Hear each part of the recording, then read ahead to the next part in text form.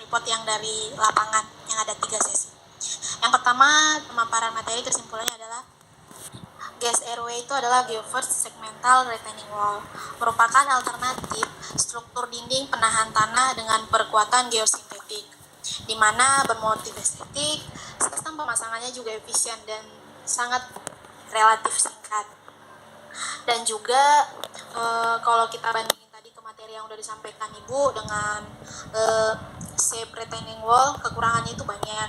Misalnya di bagian depan struktur harus ada struktur tambahan minipel yang dimana untuk perkuatan yang harus ditambahkan meningkatkan daya dukung yang ada di bawah L-shape retaining wall.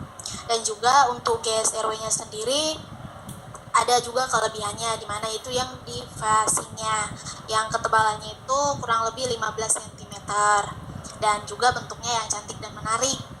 Untuk strip perkuatannya juga yaitu untuk sebagai tambahan sehingga lebih ramping dan tidak membutuhkan tambahan struktur di depannya.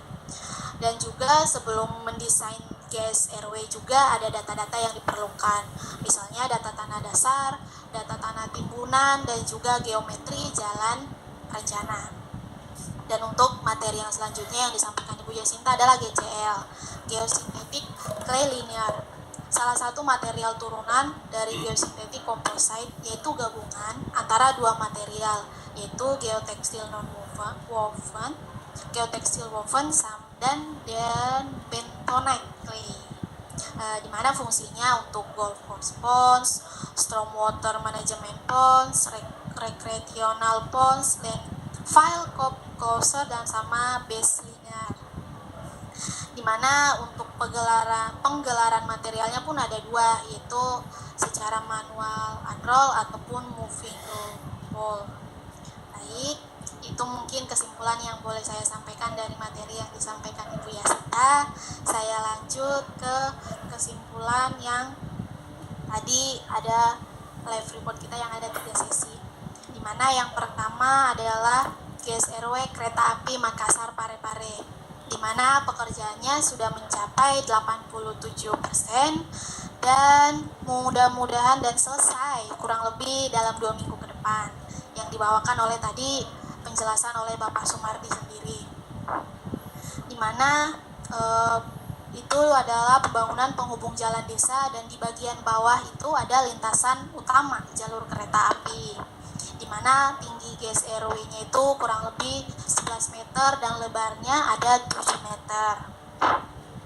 Dan juga di situ ada tantangan yang harus memang dihadapi di lapangan, misalnya itu akses yang sulit, terus misalnya juga kalau cuaca hujan, pengiriman barang ataupun bahan-bahan yang dibutuhkan itu sulit juga. Dan juga jika cuaca hujan menyebabkan aktivitas lapangan khususnya pemadatan kurang maksimal. Itu untuk yang pertama yang di Makassar Parepare. Untuk yang kedua, live report dari Kretek 2 Bantul, itu pekerjaannya 86%, hampir mirip dengan yang di Parepare. Juga selesainya 2 minggu ke depan, yang dibawakan oleh tadi Bapak Kurniawan dan juga Bapak Rahmat, di mana itu untuk flyover yang akan melintasi Sungai Opa yang ada di sana.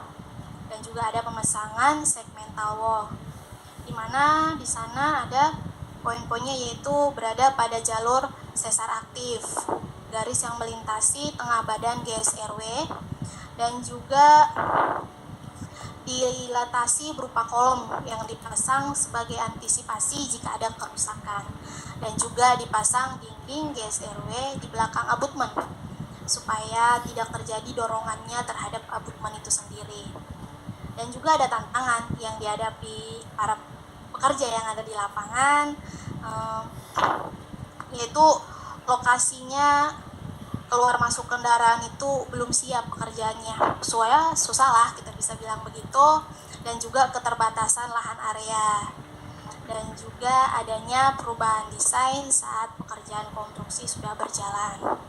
Baik, saya lanjut ke live report terakhir, yaitu yang ketiga, yaitu live report solid waste disposal yang ada di Jawa Tengah, di mana pekerjaannya masih 22%.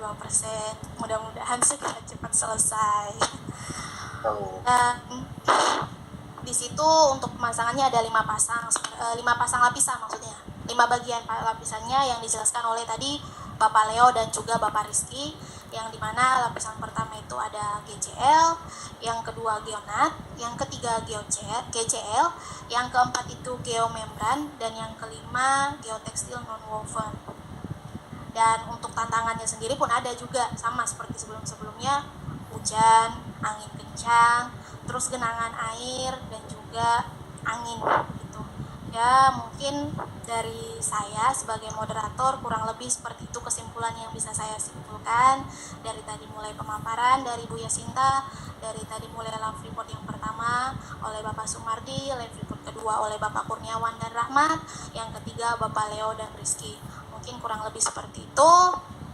Baiklah, mungkin bisa kita lanjut ke acara selanjutnya, yaitu sesi tanya jawab. Mungkin